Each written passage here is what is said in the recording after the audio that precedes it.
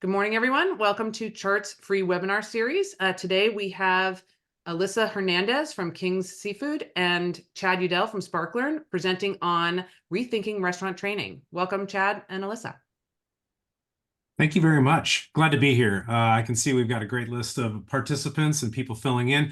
We're very excited to get a chance to have an opportunity here and share some interesting stories, as well as just some overall thoughts about this new avenue of restaurant training, especially for frontline workers and people that are mobile and deskless.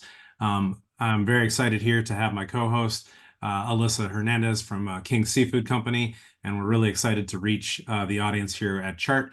We will absolutely see you all in August at Chicago, some conference as well. So looking forward very much to that. Let's get right into it. My name is Chad Udell. I'm co-CEO, co-founder at SparkLearn. We are a learning experience platform really focused on the mobile and deskless workers. We've got some great customers in the restaurant hospitality industry. And I'm here today with one of my absolute favorites, Alyssa Hernandez from King Seafood Company. So Alyssa, could you tell us a little bit about yourself as well as King Seafood Company? Yeah, of course. Thanks, Chad. So as you said, I'm Alyssa Hernandez.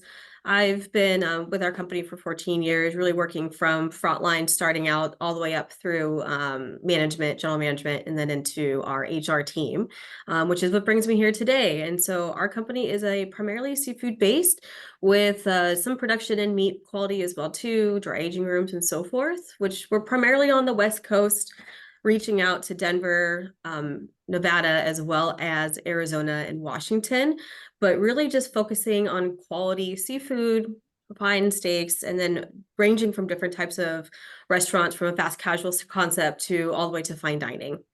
And so we're here because we worked with Chad and their team, and so really been able to really focus on training, since that's a key part of my department and of our team. Yeah, and Alyssa, I mean, I've been fortunate enough to have an experience at one of your dining establishments, the Water Grill in Las Vegas, Nevada. Awesome experience, delicious food, and super friendly staff. So kudos to you all for building a company culture and a great training environment, obviously, because absolutely everyone knew the menu from top to bottom, and had a great dining experience with my friends there. So definitely looking forward to experiencing that yet again. Thank goodness. We're doing Yeah, our jobs right. That's amazing. absolutely. And the seafood tower was immense. It was Incredible. Yeah. So anyway, I like to open these types of things up. I mean, this whole webinar is going to be a conversation between yourself and I, but I definitely want to open the floor to the folks that are here as well. And Alyssa, maybe you could share this a bit while we're talking about this. But I mean, we're all, industry professionals here. What is the ideal kind of learning in that flow of work experience? Because oftentimes these folks don't get a chance to sit down, really reflect on things. They're expected to be doing their work as they're learning as they're working. So, maybe share an adjective or two if you're in the webinar here in the chat. What does an ideal learning in the flow of work experience look like, especially for restaurant and hospitality? And Alyssa, what are some adjectives that spring to your mind when you think of an ideal learning environment? For us, it's flexibility, it's engagement, it's also generational, and like I said, the ease, and all those things are really things that we want about to have. I think I'm reading here, like accessibility. Something that's very easy to learn and that's easy for everyone to be able to use, be able to still have a common message across our different platforms and our different restaurants. And so all those pieces. I love it. I mean, ideal, yeah, we're seeing that engaging, efficient, accessible. These are all going to be things that we're going to definitely talk about today, for sure.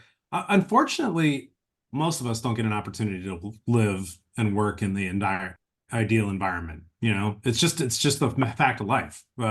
This industry is fast paced. A day, as soon as you walk into a restaurant, it can be like everything's on fire, like basically. I mean, like all hands on deck. So what are some of the things that keep us away from being able to deliver that? And I have a few slides here, I think, as kind of conversation starters here. So let's talk about some of the obstacles that prevent us from providing efficient, creative, and accessible learning for our valuable team members. let's not blame the people, right? Alyssa, like, let's talk about it. It's not the team's fault, right? No, never is, right? It's usually the environment, and that's the biggest piece of it, right? Yeah, I mean, we're all here. I pulled this quote off of your website. I thought it was very appropriate. You know, when you don the shirt, when you walk in that front door, clock in and everything like that, everybody's working that towards that same goal, right? We're here to serve those guests. And I would think that your training environment and your training team has to serve that same sort of overall, I guess, goal, right? Absolutely, right? We all want to, of course, we want to be able to provide the best quality training at all times. And if we had the perfect world, we'd have our own training restaurant and everyone just lived in it. But we know that's not the reality of it, because I think that we know that our crew members and our managers are not going to really get the true understanding of what we're trying to deliver without having those real life experiences. And so that's where it's just still at the end of the day, realizing that our guests, the ones we want to take care of, and then having our management teams, our HR teams also be flexible in realizing that the guests come first. And so as much as we want to be able to provide the proper training, if a guest needs something, we need to take care of it. And having that flexibility and built that into our training and sharing that right out of the gate was something that has been very impactful for us through trial and error of just really telling people the guests come first, the experience comes first, because without them, like, we don't have anything. And so we need to be flexible and knowing that we can't have that rigidness. And I think that that's been so incredibly impactful for our team and impactful for our training, because people know that, okay, we still have our goal is that the guests are the ones that are first. And then training can still be a part of that, as long as we have shape our training to then go back to it. Make sure there's a way that people know, okay, guests come first, we're going to take care of a few things. And then at the same time, okay, now I know how to get back to my training. And so I think that finding that fine line has been something we've been working on. And I feel very close that we've done the right work to get there. Yeah, I mean, from host to hostess or in front of house all the way to the back of house and then up the chain to corporate. I mean, everybody really wants your guests to become long-term patrons, to be able to be repeat customers, and they're not going to get that type of experience that makes them want to come back if they're not being catered to. And part of that catering is good training, right? Good understanding of what the common goal is. So if it's not the team members, if it's not the people, is it the environment? So what's the environment like at a King Seafood Company property? What's it like for the workers that are there? So for us, we are really, really huge on our quality, our product, our consistency, and the value that we're providing for our guests. And so not only with just the environment that we're creating by actually the physical of the touch, the feel, the fact that we use items that our guests have used in the past and we bring them into our restaurants. I think our initial page here showed one of our oyster bars and these hanging chandelier. Those are actually oysters that our guests ate in the past, of course, cleaned, and then brought back in. But it's just being able to know that that is the environment that we want to be able to create. And not only just through that, it's going to be about our strong culture. And I know that it's such a cliche to talk about culture, culture, culture, but it's to the point where we know that when we talk about our culture, it's because of the fact that we're actually living it. We're not just speaking out of both sides of our mouth. We're actually truly living that in. And that is really bed into our training throughout everything, where it's a process of how do we teach it. And then throughout our training, we talk specific questions of where have you seen this throughout your training? What specific piece of this guiding philosophy that we have relates to you in the restaurant? So that way that we can really have it connect. And then once it's connecting, then our people are able to then be able to say, okay, I get it now. I understand it. Like, this is it. It's worth it. I get it. And so it's really been finding that line of how to be able to combine that. And I mean, I've been with the company for 14 years, and a lot of our crew members and managers have been with us 10 plus. And so it really shows that that's who we are as a company through that culture base that we believe in it. And it's been great. That's awesome. I mean, yes, Yeah. the teaching culture. I see that in the chat for sure. Yes. So kudos to y'all. But like, where do people actually learn? I mean, I don't see in this picture here, we don't see a training room. You don't have a seminar workspace in the back. I mean, and I went to the place, the Water Grill in Vegas. Real estate is crazy expensive there. It's not like you have just spare square footage around for your employees to learn and grow in. So how are you providing kind of that, I guess, that little carved out that niche for people to pick up a phone or a tablet and learn? Where does that happen? How does it happen?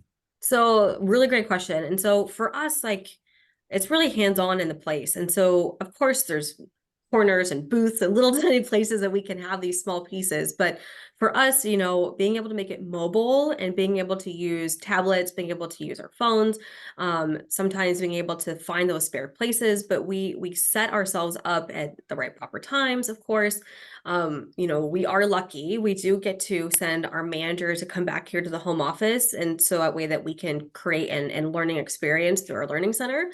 But that's only just for the restaurant managers. And so talking about hourly crew members, how do we create that? And just like you said, it's really being able to we do a train the trainer, of course, and we train our trainers on what the expectation is and how to match to our current employees that are coming in, and then be like, okay, this is a time for them where they need to sit down, and this is a time for them where they need to be active. And so I wish that we had, like you said, an environment to teach them all these different little wonderful pieces, but it's really teaching our people about what our next generation needs. What is their learning habits? And asking them those straight questions of, how do you learn? Do you learn from reading and then doing? Do you learn from doing it? And I think that that has been the environment that we're creating to then be able to give them that foster of, okay, here you go. This is what we need to do. You need to sit down for an hour and read. Great. Here's a place to sit down.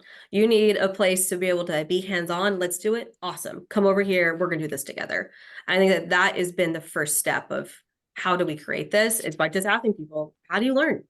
Yeah, and it's going to be a blend, right? You mentioned a couple different ends of the spectrum there, an hour versus like just some hands-on in a minute. And oftentimes, neither one of those are the reality of it all. It's going to be kind of a blend of the two or three things. So that kind of concept of you're going to duck out, go to a back office, fire up a learning management system, launch an e-learning course, and sit for an hour, hour and a half or something to flip through some slides. That's just really not the expectations of today's modern workforce, right? I mean, people are used No, to 3-minute YouTube video, right? Give it to me quickly, exactly. right? Cut through it. Yeah, for sure. So if it's we've covered the team, we covered the people, right? We cover the environment. What about the tools and the technologies that you're offering? Like what does that look like from an ideal and a realistic perspective at King's Seafood Company?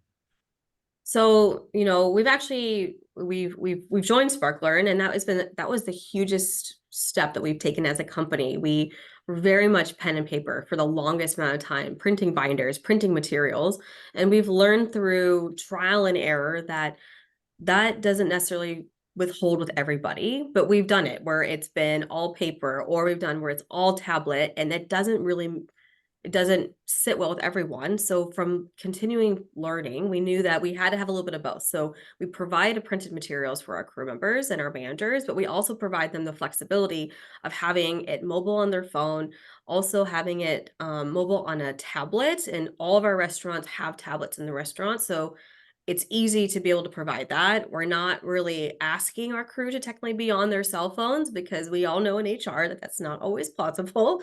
But we have those iPads available or some type of tablet so they can view it in those different pieces. But while still, again, like my last thing we were just talking about, it talks about our like how do they learn? And so we're providing both of those tools available so that way we can find out what is their best technology and learning style. So that way that we're not just saying adapt to what we want to give, we're adapting to what their needs are. And that's where just through listening, learning, asking the right questions, and teaching our managers and crew members how to probe the right questions. And so those are all those tools that we're using. And especially when it comes to the tablets, like, you know, obviously videos are incredibly important. They are now the way of the world. That's how we learn. People need videos. We want hands-on. They want to see people who work for us. They want to see our branding. So then they know that this is something that's very specific towards them. And they're not just joining a company that just bought out some other company to show their learning materials, right? It's going to be truly more about the branding, about feeling connected through, like I said, videos, through webinars, through having podcasts, and all those different pieces of it have helped in our learning mentality for all of our crew. I like that you mentioned all these different like blended like content types. And I think that that speaks to, the fact that obviously you would love it if your team members consume the content, take the tests, do well in the test, become experts in their jobs like that. But That's Yeah. not really the reality of it, right? I mean, menu items change, processes change, rules and regulations change. I mean, we all went through the pandemic just recently. It was like almost like constantly, day to day to day to day. The policies and procedures were all changing. So printing binders out, printing papers out, or something like that wasn't going to work. And expecting people to have all of that knowledge ahead of time wasn't going to necessarily work. So like search and job aids and performance support also factor into your strategy too, right? Yes, absolutely. Um, and so that's where, utilizing all that we just said has really been the best part of being able to learn from everyone, being able to see and reach out to different generations. And I think that that's been a big piece we've been focusing on. It's just how to, because we have this wide range of people that are working with us, like how do we reach out to each of them, and what tools are we using to be able to really get them to connect, to get them to understand. So again, it goes back to our common message. Like how do we get them to get it to be able to speak to our guests? And Awesome. so different platforms all over. So Yes. you got all these properties as well, right? I mean, like Yes. the what King Seafood's distribution company does is very different than Pure Burger, right? So like what does this look like from a team's perspective? Like what do people at these different properties need, and what does their learning environments look like from a kind of a heterogeneous perspective? And so from here, it's really matching to what their needs are. And so you're absolutely right. Pure Burger is our fast casual restaurant where it's a burger stand on Santa Monica Pier. They don't have time to sit in an office when they've got a line out the door in Santa Monica. So how do we engage with them to make them still understand, but at the same time take care of the guests? And so that's where, combining with SparkLearn has been incredibly helpful because we can have these tools on them. We've created games through them, the quizzing, the videos, and then also, we have our internal systems that have all of our processes, our recipes, all of those, and we're able to link that through this platform to that way that they can have access right there on their iPad instead of having to go to the single computer that's in the back. Where Yeah, then, and same with King Seafood Distribution. It's a warehouse where we distribute and we have all of our own processes, all of our own products. We don't use middlemen. And so they're not in the restaurant servicing guests, but their common goal is still to make sure our guests are getting what they need. So what do they need? Same thing. Easy, quick, something that's engaging so that they know that this is relatable to them. And that way that we have all of our separate different documentations that work with those individuals. They don't need to worry about technically all the little tiny pieces of how to seat a guest at the front desk, right? So how do we relate to them? And that's just really been working with that hands-on because we are a small corporation, family run company. So we have that ability to then connect to make that yeah. the best for them. So you've got segmentation by like job role, and then you've got segmentation by property, and then Yeah. you've got segmentations by like needs within that particular thing, like dealing with difficult customers and soft skills, but then also like food prep and safety and all those other things kind of in between that, right? So being aware of what those teams need, providing the most relevant content, and like not expecting people to have to sift through things to find out what is important to them, right? Making it as quick Exactly. as possible. Wow. So that's a lot. When you rolled this out, what were you thinking, I guess, the application experience and how it was going to be, I guess, supporting the needs of those teams and how you were going to introduce it. So t tell me a little bit about that aspect of it. It's definitely different from binders, right?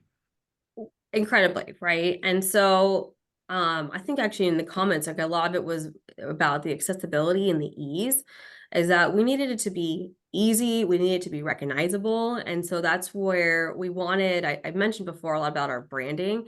There's something just very familiar when you talk to somebody and you see it and you're like, oh, I've been in my restaurant before, I've seen that image, this makes sense to me. And so that was just like the probably just the smallest game changer was having something that was just recognizable because then it just intrigues your mind automatically to then want to go into it. And so making it incredibly streamlined for every single person where to the point where when I'm done explaining it, everyone's like, yeah, I got it. Why are you taking so long explaining it? And I Yeah. was like, I just want to make sure we're all on the same page. And so really to be honest, like I worked with your team a lot. And then I worked just to be able to find a way to make it as simple as possible. And I'm sure I bugged you guys a lot about it, but your team was so great about helping to be able to make it so easy, and then testing it and practicing with all different types, from different generations to different types of concepts, from fast casual to fine dining to just upscale casual, and seeing how did this work, and then utilizing people that weren't in the restaurants, because if anyone can use it, even at our corporate office, then why can't they use it? And so it was really just the testing and getting the feedback, and then really being open to that is what made it so simple Yeah, for everyone, right? I mean, that's for got to everyone. be the thing. Is like I a joke that I keep kind of go back to every once in a while when I talk about this is that if you need a training system to understand how to use your training system, that's probably a bad sign, right? So Yeah, making sure that it's as simple as possible for all of the folks that are on the floor, right? For the different types of restaurants, for the different types of cuisines, the guest experiences, everything. Those training needs are really diverse, right? I mean, the upscale restaurant experience at a place like Water Grill is very different than that Pure One or the Pure Burger right. experience, correct? I mean, it's a completely different environment, totally different foodstuffs, totally different guest experience, everything, right? Absolutely, but we have to still maintain that our culture is still who we are. So it doesn't matter what our concept is and what the different, diverse items that we're producing. At the end of the day, like, our company is still the same, our culture is still the same across, our beliefs are still the same. And so I think that this was really a way for us to be able to still make that a common message, to where our different individual restaurants didn't feel so siloed. They still felt like they were a part of our company, because we made them still teach a lot of the same core principles and philosophies, but then we also made them still feel special and different by adding in the items that were going to be specific to those individual training. For example, we have dry aging rooms in a lot of our steakhouses. So walking through a dry aging tour, having a manager being someone that, when you're filming them, give the tour, and then watching, having a manager see how that tour is being given. And that's very specific towards that individual, because that's something that they can now refer back to every single time. And then same with our water grills and our fish houses, we have live in tanks. And so what is the process for how do we clean those? And so those were all the different added pieces that we wanted to add to our training, so that way that people can physically see that. As much as they're doing it hands-on, being able to have these videos, being able to have these pinpoints of how they were still specific to them. But again, keep going back to it, the same day, it's all about the guests. And so how do we keep our culture alive, and how do we keep it so that our guests feel it, while still having the individual training needs that are specific towards restaurants? And so we were able to accomplish that through, kind of thinking outside the box and realizing that we needed to be able to be diverse in who we're talking to. Yeah, so you've got cheeseburgers and on one hand and crab cakes on the other. Yeah. Likewise, the people are equally as diverse. So let's talk about that, right? So you've got long-term tenured folks, 10, 15 years or more, very common at higher end and super nice restaurants. You build employees and they stay there because they buy in, they get the message and stuff. But then you also have folks that are coming through. These are new workers. Maybe they're paying their way through college or school or something like that or whatever, and they're with you right now. And this is a good job for you right now, or a good job for them right now. But the needs are very different. So let's talk about that a little bit too. Yeah, and so it kind of goes back to a few things that I mentioned in the past in our conversation, was that the biggest part is learning, like, asking, how do you learn? And I think from there, it really helps us to then drive where it is, because our training program is incredibly rigorous, because we really take it seriously. Instead of just being the company that just says, here are the keys, figure it out. Like, we really want to set up our people for success. And that's really finding those streamline of what we're doing, why we're doing it, and then how. And creating the why is the most important thing. And that's how we focus around our training, is everything about the why. Because that's how we get our crew to be able to buy into it, from crew and managers. And so always having a what, why, how for everything that we do is truly at the heart of who we are. And so recognizing from their different generations, and recognizing from their backgrounds, and knowing that we are still a stepping stone, because I think we all know this in the restaurant industry, we're a stepping stone for people to eventually get onto another careers, which we understand. But how do we, while we have them here, make them be the best that they can, and make them that this was worth it? And Yeah. so that is where Um, we participate in a lot of different surveys. We are very active into our crew. We do twice a year, we do all crew meetings. We send out survey monkeys. We send out an employer choice survey every single year, twice a year, to find out about like just overall the environment it's in their restaurants, the training environment, as well as the benefits environment, like everything about it, just so we can gain information. And then we always take that information, go back to the restaurants, talk to them about it, and then say, okay, let's make changes. Or what can we do to adjust it? And then we create that system, that what, why, how. And so really knowing that we can't move forward without our people, that's the biggest thing. And then being able to practice, how do we do this? How do we be flexible? How do we, you know, keep that engagement going? Because if we stay stagnant, then so does our company and so do our crew members. We can't have that. Yeah, and like what the 20 something new wait staff wants in a training experience, wants in their job and their talent development experience is very different than a 40 something person that's working Yeah, at the distribution company packing up crab legs and stuff, right? I mean, like, just exactly. think about that, right? There's a couple things that you mentioned that jog something in my memory, and that is, like, people, when they start talking about generations in the workplace, it's very easy to go towards the stereotype that, like, Mm, that boomers don't want to deal with anything on computers, and that Gen Xers just are going to say whatever to whateverything, and I'm a Gen Xer, so I'm going to lump myself in there. I probably say whatever far too often. But then the Gen Zs and millennials or whatever always want to learn on games or something along those lines. And there was another frontline company that we had done some work with. They're a big box retailer, and I remember we had a relatively young Gen Xer, older millennial, and we had some training that was a highly gamified experience. Sounds fun, right? But she, during the user acceptance testing, came back to her managers and said, honey, I have two jobs and three kids and a husband. And when I come to this second job here, I want to do a great job for you, but I'm not here to play games. I'm here to learn and to work. And so that why that you mentioned, that's so important, right? exactly.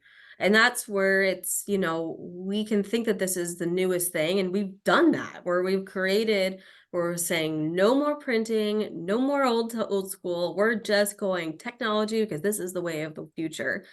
And then we realize that, just like what you said, we have some people that are just like, that is not how I learn. And I'm never going to get on board with that. And maybe that's just the demographic of what those people of those restaurant types want to have that different demographic. Totally fine. But we're not that.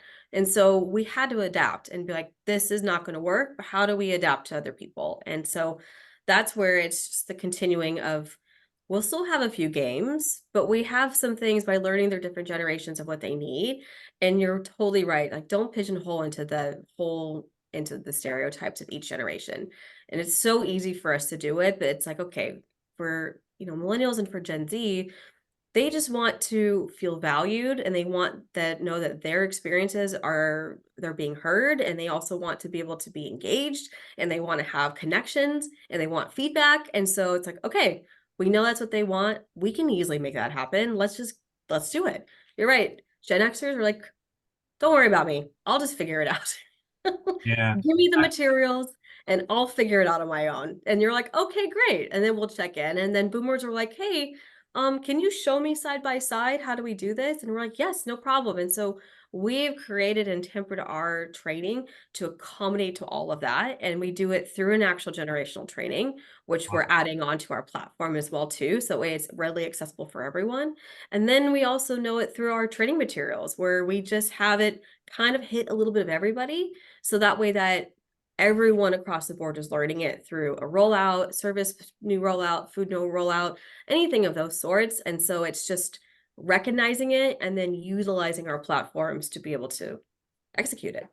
I really like talking to you. I mean, obviously, you're very cheerful and you're very well informed and intelligent on what's going on inside of your business. But one of the things I really like and respect about you in your role with King Seafood Company is that you're an empathetic ear, because you came up through the same sort of environment, right? So tell me Yeah. a little bit about your journey and how that has informed your approach to training. Thank you for saying that. That was really nice. I think that just I've been through the realm of it. And so getting into this role into HR, it was scary for me because I came from operations, and so very operations forward. And so it was definitely a unique step to get into this role. And it was great for the CPO and the CEO to say, yes, we want to take someone from operations. And I think that they knew that I was able to then say, what do our people need? And how are we going to be successful? Because I've seen the turnover in the restaurants. I'm sure we've all seen the turnover in the restaurants. And so how do we keep that engagement? And so it was a way for us to that I was just trying to say we need to just talk to our people. I know it sounds kind of like so simple, but just talking into them to be able to, like it says, get the buy-in. And we just ask them questions. You call, you walk in and you ask a question, and you can find out in 2 seconds what the environment's like, what the training is like by just seeing that. And so I'm very fortunate to have been on the opposite end where I was the trainer and I was the person that was working with our leadership development manager at the time. And so I've learned so much along the way of realizing that not everybody is the same. We can't just shove material down their faces and say, figure it out. We have to take the time. And that's what we teach our general managers and our directors and our VPs is that we need to have empathy. We need to take the time, even though it's an extra 20 minutes to just connect. And so that's our biggest push. And we say, we want you to take the time, but we're going to make things so much easier for you by using this platform. So we're giving you the time, we're giving you back your time by creating all this very ease on the back end. So you can spend that extra 10, 20 minutes just connecting. And that's where we've talked about that a lot. We want them to have that buy-in. And by doing that, we've been able to find a common ground. And so now we're seeing so much more success, less turnover. And it's surprisingly just because we want them to connect. Surprise, surprise. Huh. If you care about people and what they're Oh going my through, gosh. it might open some doors. The buy-in can happen, right? Out there on the floor. But we also need buy-in at your level too. So we can't make your job more difficult. We can't make you run down all of the traps, right? So it has to also be easy, right? So think about like digital training, because you guys came from like binders and paper and stuff. Talk about maybe like some of the things that have changed in your day-to-day when you move from binders and paper and webinars and things of that nature to a digital platform. So like what happened? So for us, it took a little bit of a process because we had to change people's learning habits and we had to change just the structure of what they've been doing for years. But it is being able to present it in a way of saying, hey, like we can all work off of one item at the same time from different realms. It made our lives a lot easier because I work directly with our regional service managers, with our director of service, with our culinary teams. And so any new content that they are creating for the hourly crew, they can upload it and we can upload it instead of having to come together, send me their document, upload the document, and then make sure that all the binders are properly done and that the training materials are accurate. Like this is just like that one-stop shop to be able to all work together. And yes, we had some learning curves, but it was just setting it up and making sure that you're creating that system so that way that they know, okay, every month on this day, this we need to check this out and we need to update this, or having that open line of communication. But training them how to use it was so easy because we had to build it. And so it just made our lives a lot easier being able to how to put these in, and the fact that you can link everything to your own personal and internal websites, which I'm sure that everybody uses and has their own internal training website or system that has all of their items in it. And from here in SparkLearn, we could easily connect it.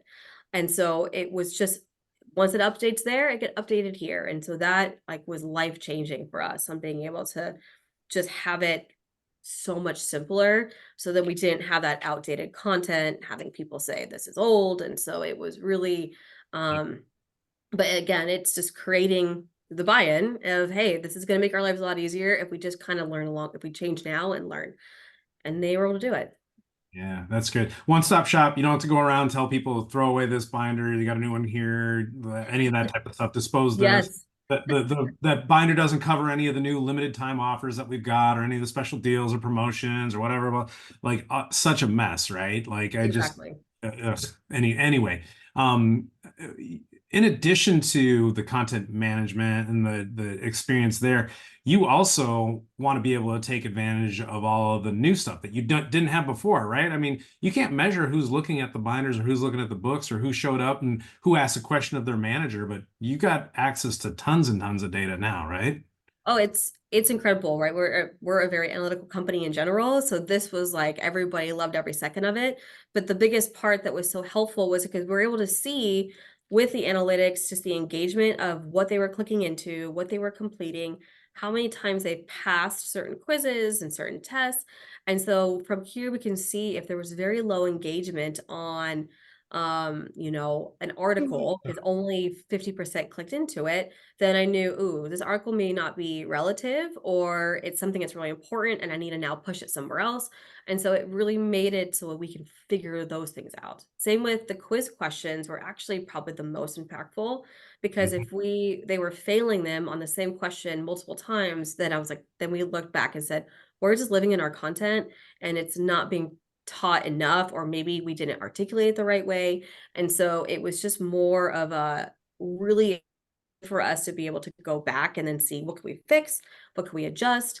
And so this was more than we've ever had in the past, where it was just, visual learning and percentages of engagement was, out of 100. Here we can actually go through and see each individual item, what they clicked, how long they spent on it, how times they went back to it to reread it. And so it's been really changing to how we want to be able to address our learning, address things that we want to really be impactful for our crew and managers. And so very, very probably the best part that we've had of adding in this in, besides the ease for the crew members, was doing this, because it helped us on the back end realize where our deficiencies were and then what we could make better.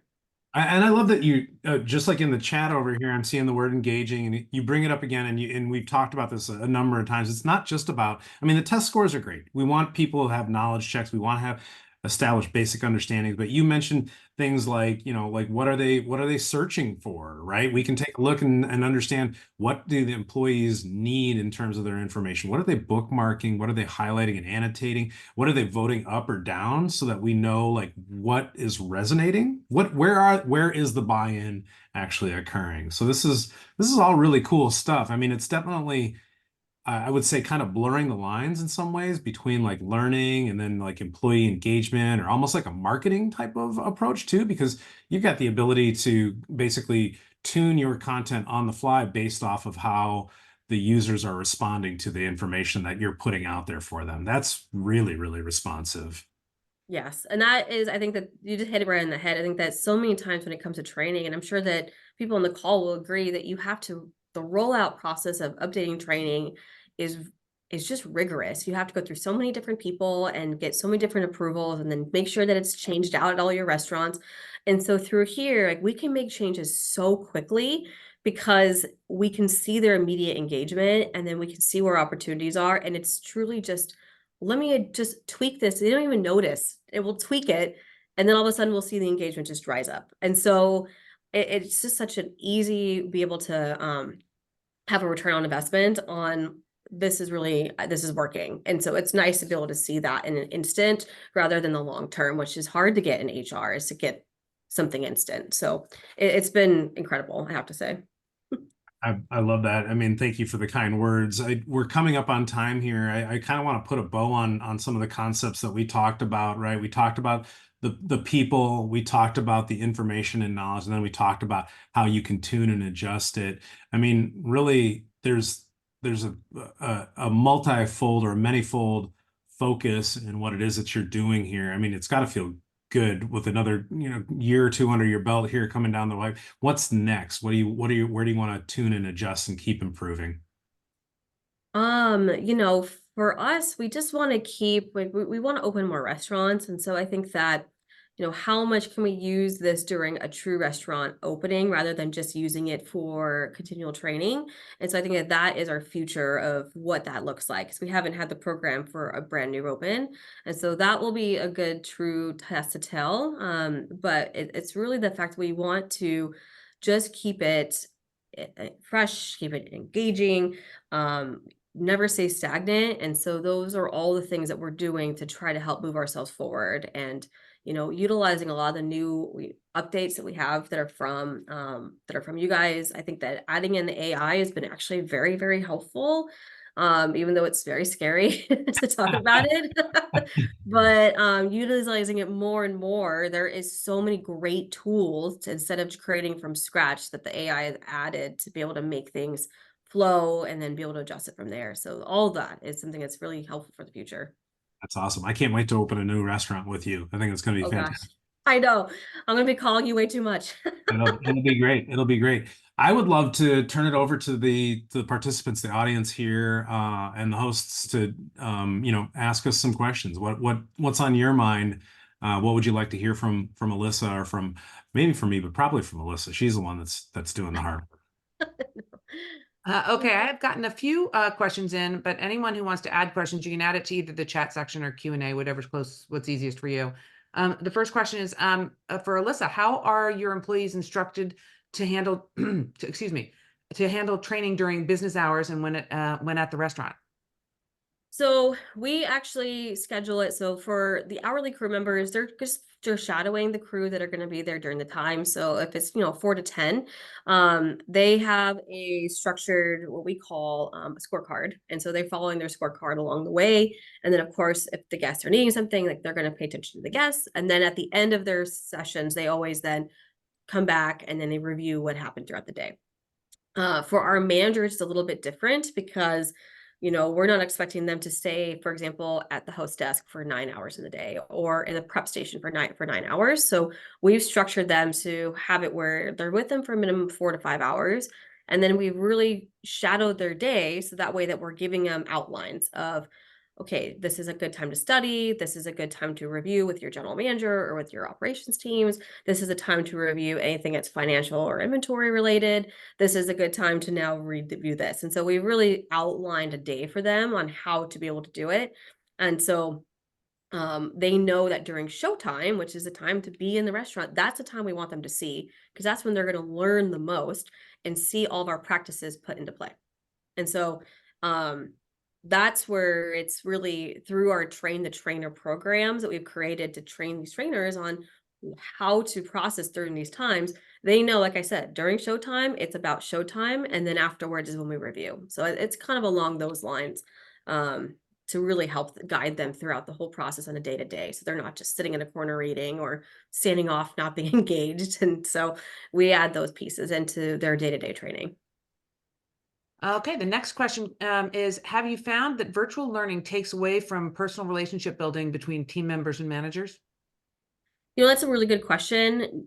No, because the fact that a lot of our training on the virtual, we actually will say, get with your trainer to do this. And so it'll be an action item. And so we use that just the way the platform is programmed, it will say, we use the saying for us is tell, show, do, review.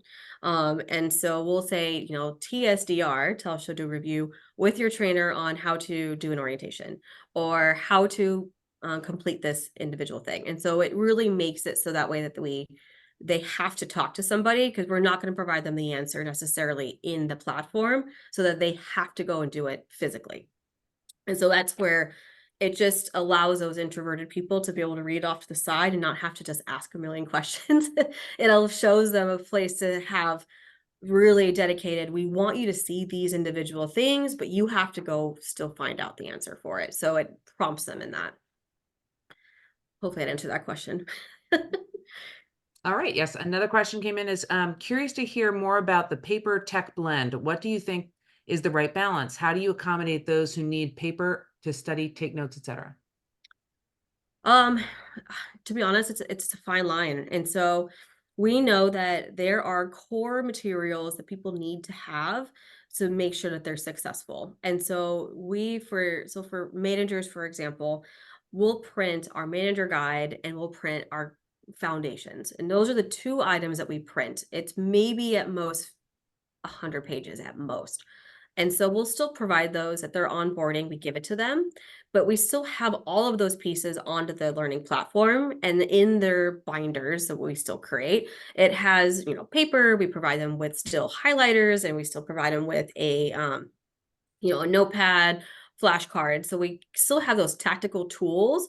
And then we have all of the training materials that are going to be all those same items still on the platform, and all the work group ones on the platform, because we feel that they need to have it hands-on to the work groups in their hourly crew, because they need to, that's how they're going to learn, but they still have those tactical items. So we found that balance of providing both, but not providing all of it.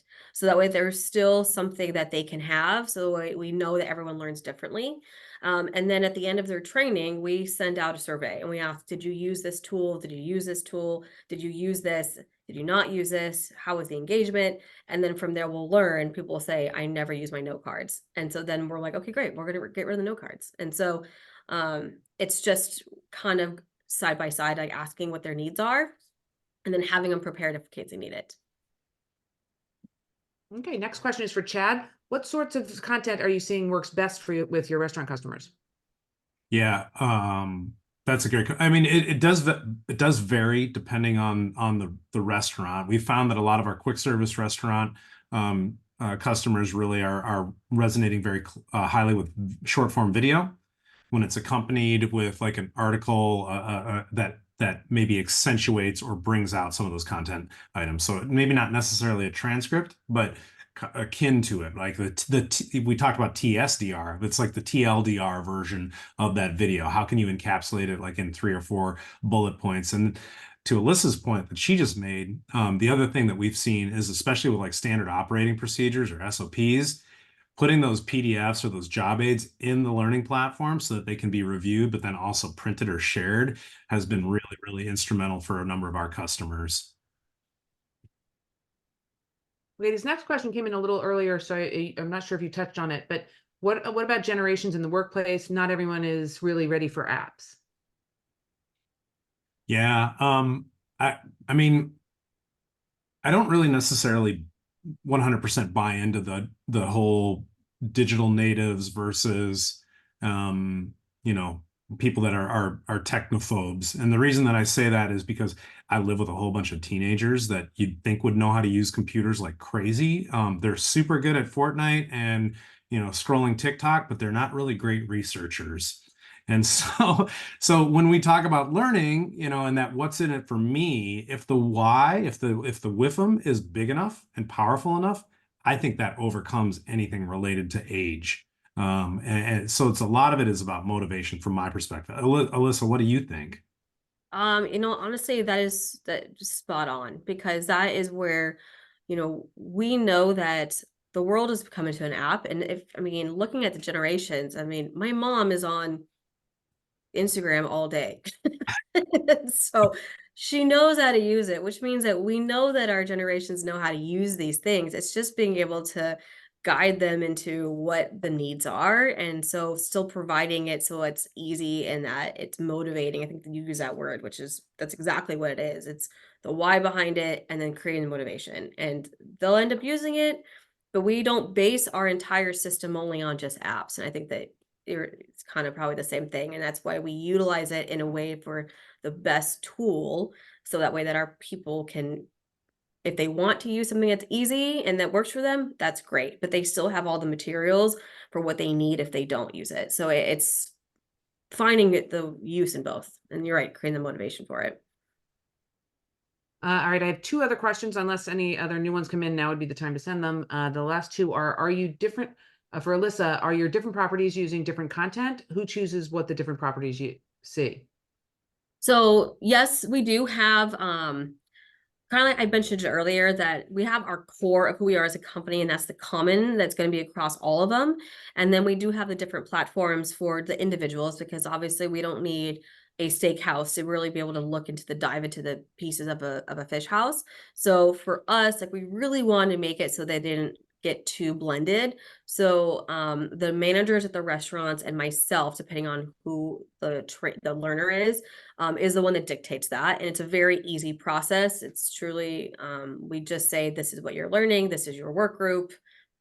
here's your information. And so it's really dealt by the general managers look in the restaurants, myself, and anybody that's considered an evaluator or a content manager to make it happen.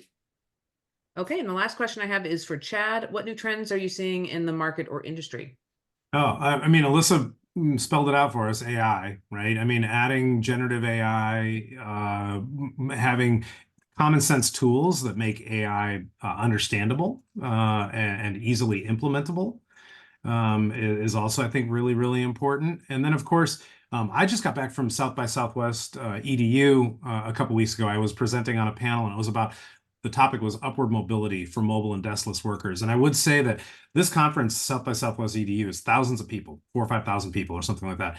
The edutech portion of the conference is huge. The workplace learning is relatively small, and almost all of the tools and topics and techniques that were in the workplace learning were about mobile and deskless. So it's about time to have, I guess, the heyday, if you will, for attention in the labor force around learning technologies, tools for that mobile and deskless workforce. So I guess we're in the right spot. Okay, Chad, Alyssa, thank you so much for your time. I really appreciate it. Everyone else, this webinar will be recorded and on our website later today or tomorrow if you want to share the link with anyone else that you think would find it beneficial. Thank you, everyone. Thank you. Thank you. Appreciate it.